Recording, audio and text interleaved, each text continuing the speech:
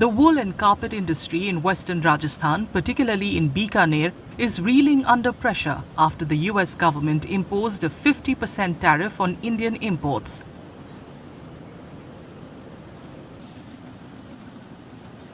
With annual exports of yarn and carpets worth around 1,200 crore rupees, most of it headed to the US, the move has sharply hit demand, raising fears of large-scale unemployment among skilled artisans. Industry representatives warn that the steep tariff could cripple operations and force many workers to abandon the trade. Bikaner से जो 1200 करोड़ रुपए का धागा जा रहा है प्रतिवर्ष, वो धागा अब आधे से भी नीचे रह जाएगा। और बीकानेर से कारपेट एक्सपोर्ट में अभी ग्रोइंग स्टेज पर था बीकानेर, तो करीब करीब हम लोग 500 करोड़ रुपए के आसपास एक्सपोर्ट कर पा रहे थे, जो इस टैरिफ की वजह से हम 50% से नीचे जाएंगे। फिगर्स ऊपर नीचे होते रहता है, व्यापार का पार्ट है, लेकिन जिस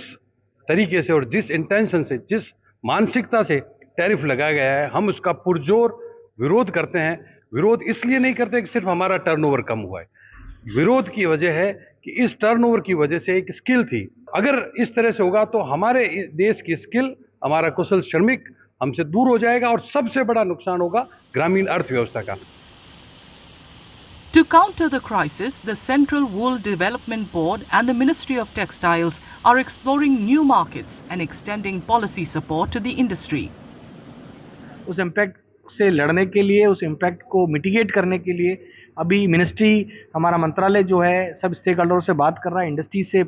बात कर रहा है, उनके सुझावों पे कार्य कर रहा है और उनका जो कुछ बड़े बड़े जो इश्यूज़ हैं, जैसे उनको कैसे सपोर्ट किया जाए, स्पेशली ड्यूटी ड्रॉबैक में लेके, इनकम टैक्स सपोर्ट में लेके, उनको एक्सपोर्ट इंसेंटिवाइज करके, नए मार्केटों को खोजे जाने से लेके, उन सब पॉइंटों पे हम बात कर रहे हैं और उन बात को सम्मिलित करके इसका सही जगह मिनिस्ट्री ऑफ फाइनेंस और मिनिस्ट्री ऑफ